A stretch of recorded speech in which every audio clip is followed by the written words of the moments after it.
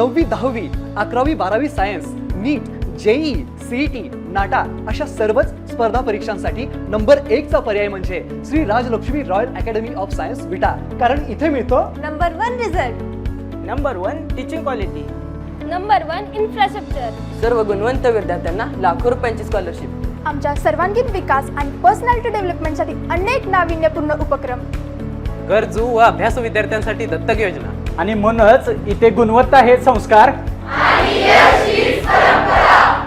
आपल्या पाल्याच्या उज्ज्वल भविष्यासाठी आजच निश्चित करा त्याचा प्रवेश Shri Rajlakshmi Royal Academy of Science Vita येथे. अशा व्यासपीठांची फारशी आम्हाला सवय नसते. तिथं प्रत्येक कार्यक्रम वेळेत चालू आहे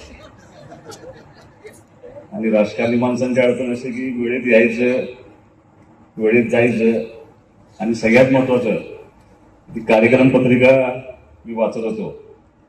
तिने माझ्या नावापुढे 15 मिनिट लिहिले. ती दुसरी अडचण अशी की इतके मोठे सेलिब्रिटी तर आहेत, विचारवंत आहेत, खूप चांगलं माझ्यापेक्षा बोलू शकतात. मी कशासाठी बोलायचा हा प्रश्न. कारण राजकीय भाषण करणं मला सोपं असतं, टीका टिप्पणी करणं सोपं असतं. राजकारणी माणसाला कुणाला तरी चांगलं म्हणायचं आहे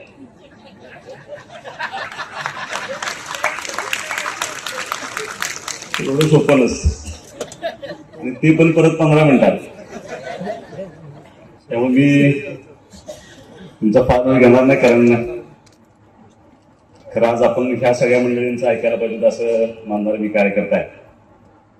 Nature Care Fertilizers Private Limited आयोजित नेचर केअर सन्मान 2026 प्रातिनिधिक स्वरूपामध्ये काही महिला शेतकऱ्यांच्या सन्मानाचा कार्यक्रम आपण या ठिकाणी पार पडतोय. या कार्यक्रमासाठी उपस्थित ज्येष्ठ समाजसेविका ममताताई सिंधुताई सपकाळ, कृषी तज्ञ डॉक्टर आशिष गोले साहेब, श्री अरुण नाईक साहेब, कार्यक्रमासाठी या ठिकाणी उपस्थित आमचे महाराष्ट्र आदरणीय बाबा बर्वे. माणूस किती मोठा असला तर त्याचं मोठेपण कसं दिसतं. भारतीय आचरीकर खाली बसलेला आहे आणि मला ते सारखं मनाला असं कटकटत होतं की आपण वर बसलोय आणि भारतीय खाली बसले. खरं तुमचं कौतुक आहे. वैभव दादा, तुम्ही सुद्धा खाली बसला होता. कार्यक्रमासाठी उपस्थित माझे सहकारी मित्र आदरणीय जयदेव बर्वे, आदरणीय कामाक्षी बर्वे, कार्यक्रमासाठी ज्यांना आपण पुरस्काराने सन्मानित करतोय सगळ्या माझ्या महिला शेतकरी, कार्यक्रमासाठी उपस्थित नेचर केअर फर्टिलायझरचे सगळे सहकारी, बर्वे कुटुंबावरती प्रेम करणार त्यांचे सगळे स्नेही, पत्रकार बंधू आणि भगिनी. 15 वर्षाच्या राजकीय कारकिर्दीमध्ये अनेक कार्यक्रम केले. अनेकदा महिलांचा सन्मान करण्याचा सुद्धा प्रसंग मला बऱ्याचदा मिळाला होता.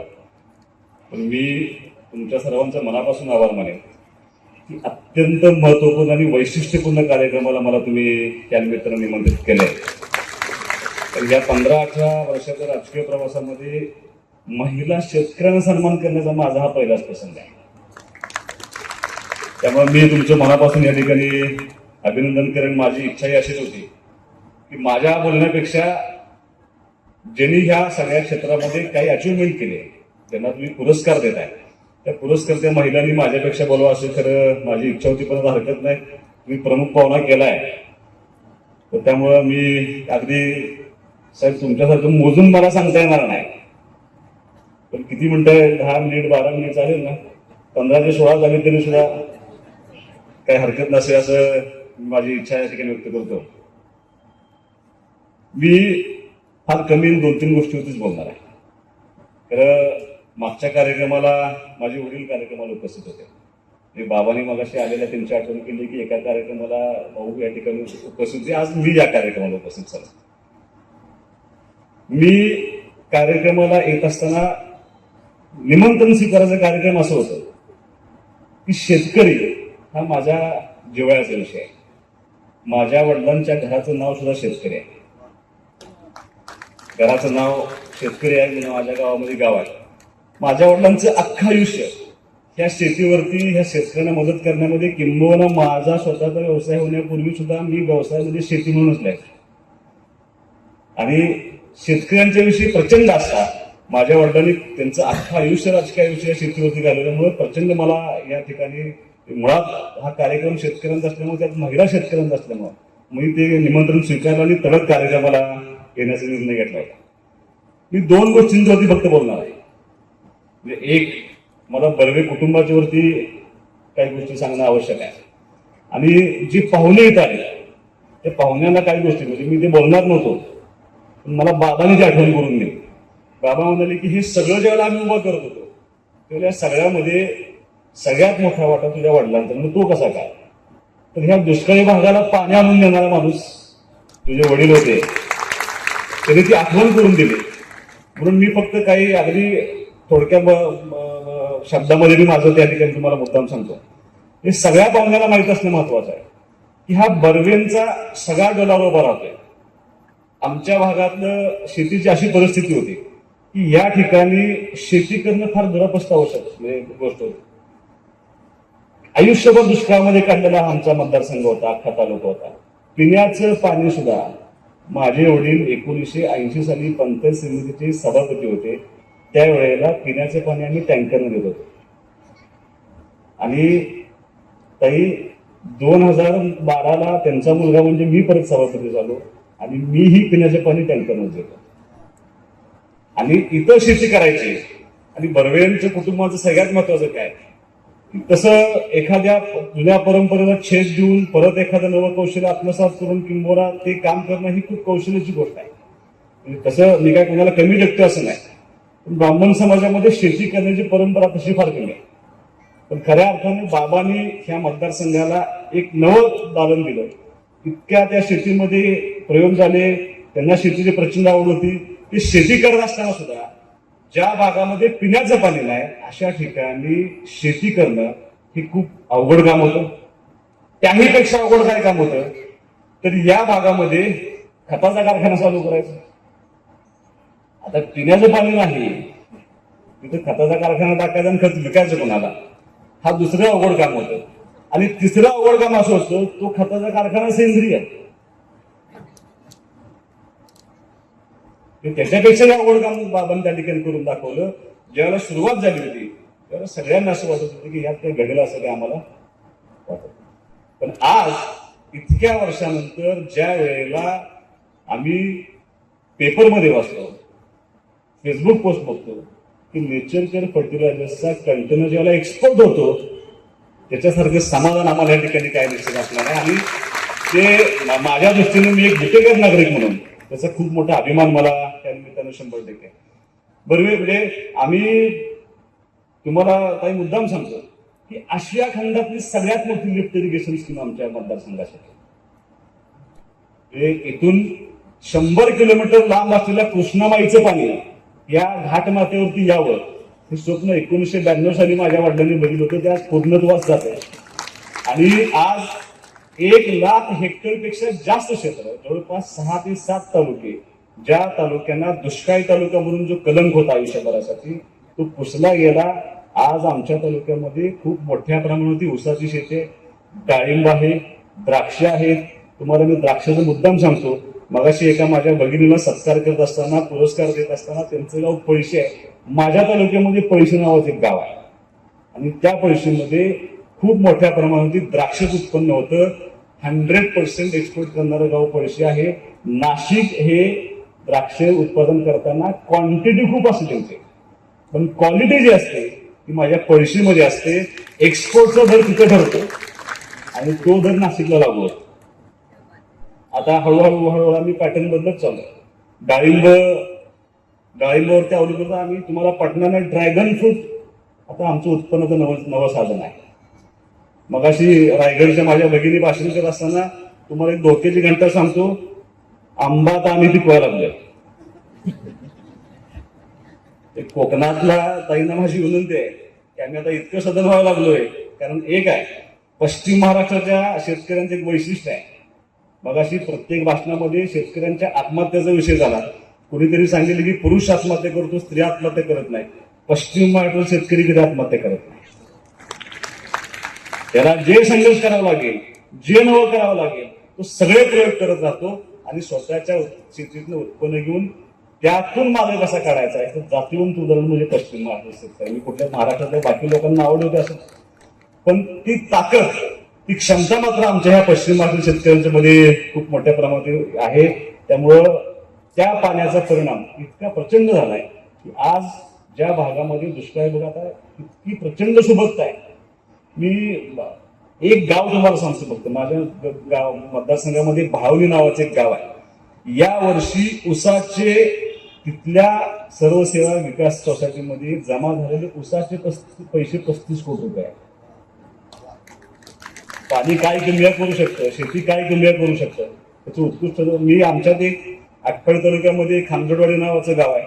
शरद पवार साहेब बघायला आले की असं काय डाळिंबामध्ये प्रयोग करतायत की जिथं लहानातला लहान शेतकरी हा किमान 50 लाख रुपये वर्षाला मिळतो आणि मोठा शेतकरी 4 कोटी 5 कोटी. पवार साहेब बघायला आले होते.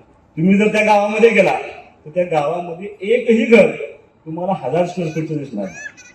4000 5000 स्क्वेअर फीटचं घर आणि अशा टॉलेजिंग इमारती असं वाटतं की तिथे कोणतरी इंडस्ट्रीज राहतात.